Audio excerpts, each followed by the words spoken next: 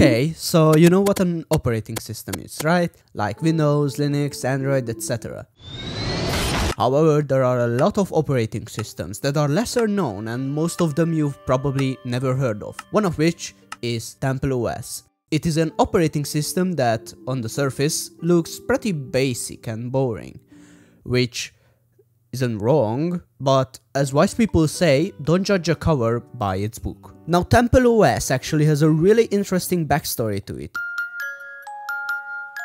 It was developed for over a decade by this single person called Terry Davis. Wow, that is one weird posture, holy hell. Anyway, he graduated Arizona State University in 1994 with a master's degree in electrical engineering. The only reason he wanted to learn about computers was because his parents got him a god almighty Apple II computer with a RAM size of 24 kilobytes.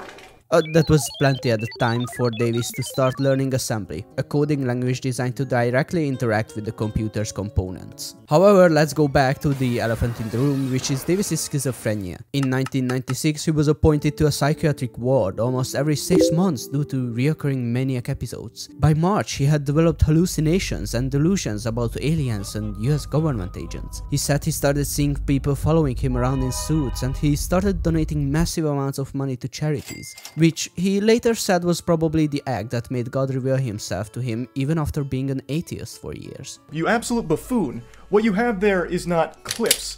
These are mags. Now, I would talk a lot more about this because it is a very interesting topic, but I'm making this video for my IT English class, so I'm gonna need to talk about some technical things.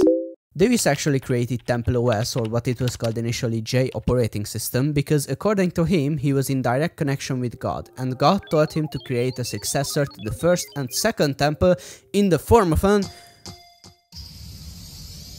operating system, I guess. He wasn't satisfied with C or BASIC, so he created his own compiled language called Holy C, and he wrote everything from the ground up.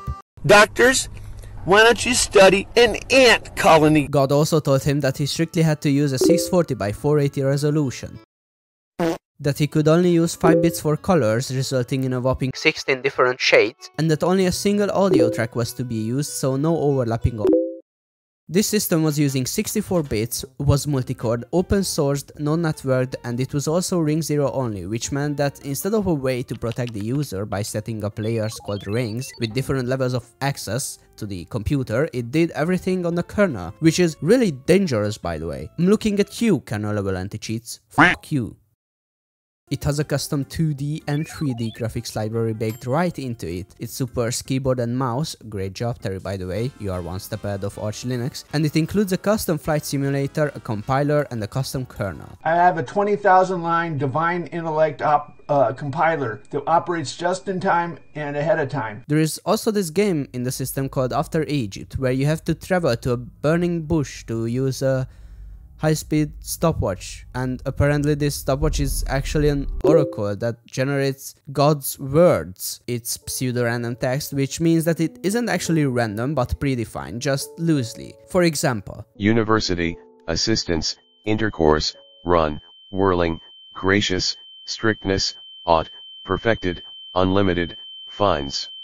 Now about Holy C. It is a custom programming language developed by Davis that would act like a middle ground between C and C++ that also doubles as a shell language. Not only is this operating system a piece of shit, but so is this so-called custom programming language. Meaning you can run Holy C code in Temple OS's shell, essentially letting users code whole applications just from the command line. There is also a custom IDE in the system that is actually using a non-standard text format called Doldoc, which lets you paste images and 3D meshes into a standard text file, so you can add a spinning duck as a comment in your code. It uses just-in-time compilation, JIT for short, meaning that instead of compiling the code and then executing it, like in C# or C, it actually compiles while running the program, and this code is compiled directly to assembly to be more performant, I guess. You can actually include assembly code in Holy C and it will run perfectly fine for this exact reason. It has actually readable error messages, unlike say Java.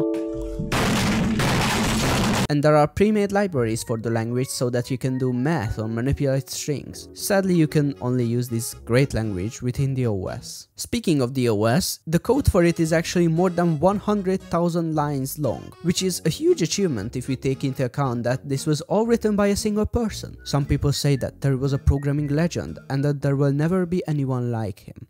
Davis stated that his operating system was designed to be a Commodore 64 with 1,000 times more powerful processing speed, and that its primary purpose was for making video games, because it had no networking or internet support at all. And because I'm a developer, I have decided to actually install this operating system on my PC inside the virtual machine. And let me tell you, it was a journey.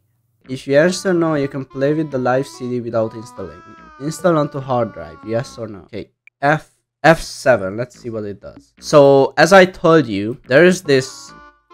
oh shit, what did I just do? What? Wait, clear. Does that work? Clear? Okay, wow, okay, I don't know what to do here. If you press F7, you can create this pseudo-random, whatever the hell this is. And this is like God's words, I guess. So, let's just install it. Yes. Are you installing? Yes. Press the key. Okay. Oh, I'm unsure if this is safe for my computer, actually. Whoa, what? What? Okay, reboot. Yeah, sure. What? I just installed it. Why does it work? Okay, so I have to type it in with a capital D. So, there. Okay, never mind. Oh, this is how you... Wait, B? What's inside B? Okay, nothing is inside B. So, Adam is the unkillable, like, father of all tasks. Wait, I have to... There. Oh, you have to end it with a semicolon? That's so annoying, by the way. There. Adam?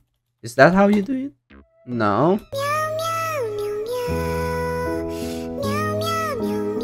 And Shift F7. Damn, that's a whole Bible word. Wait, I can resize the windows. That's crazy. Now, I want to try something like print line and then hello world. What the fuck? Why do I have an alarm set? Okay, print line hello world. Does that do something? No. Okay, wait. Print hello world. Okay, that's a great start. Future Dominic here. I decided to spend around 30 minutes just playing with the games in the system, but all of them were really boring, so just let's get back to the video. Now with this, our final question arises. What is Temple OS for, really? Well, going into it on a deeper level, you may notice that this operating system actually influenced the future of all operating systems, and who am I kidding? Just look at this absolute nonsense. This is dog water. How do you expect me to use an operating system without the ability to access the internet? I mean, this thing can run on like a vending machine or something, but for what purpose would you ever go out of your way to install it? Really, no one is using this OS, but I think this is what makes this OS great, because no one actually uses it. It is what we call a passion project, something that you did just because you felt like doing it, without giving it a purpose or a task. And even though no one uses this operating system consistently in the real world, or at least I hope so, you can see the hard work that went into it. And the best thing about it is that Terry's journey can be viewed on the internet at any time, basically turning it into a time capsule that contains the mind of a schizophrenic genius.